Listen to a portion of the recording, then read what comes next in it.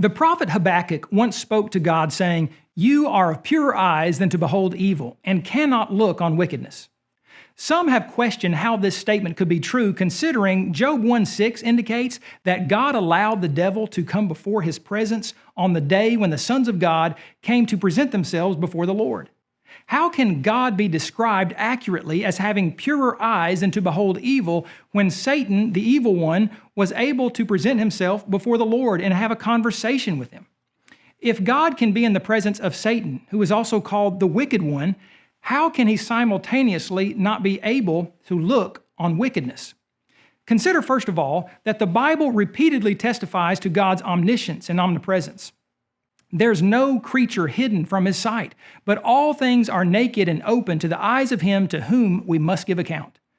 Neither the righteous nor the wicked can flee from God's presence. He fills heaven and earth. Indeed, God is the all-knowing, ever-present one. Thus, given the Bible's overall teaching about the nature of God, it should be obvious that Habakkuk 1:13 means something other than God does not know or see what the wicked are doing.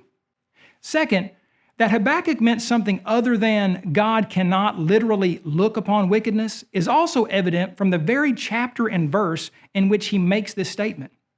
After declaring in the first part of Habakkuk 1:13, "You are of purer eyes than to behold evil, and cannot look on wickedness," Habakkuk immediately asks, "Why do you look on those who deal treacherously, and hold your tongue when the wicked devours a person more righteous than he?"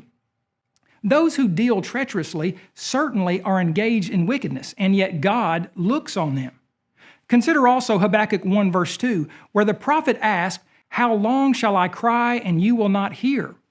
What did he mean by hear? He explained in his next statement, "Even cry out to you violence and you will not save." Thus, to hear in verse 2 meant to save.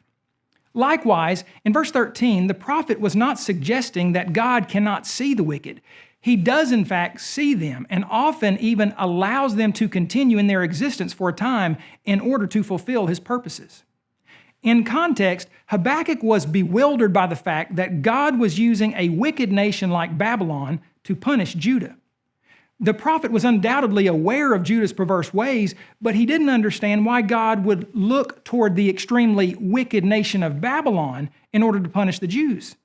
The truth is, however, God neither approved of nor ignored Babylon's sins. After he providentially used them to punish the Jews, he likewise brought judgment upon the Babylonians.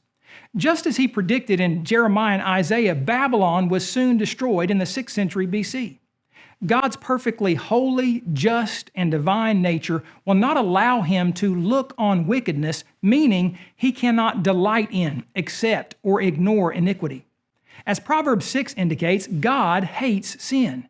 He is, as Peter wrote, against those who do evil. He may have allowed Satan to come into his presence with the sons of God, but God never looks upon wickedness with pleasure and approval.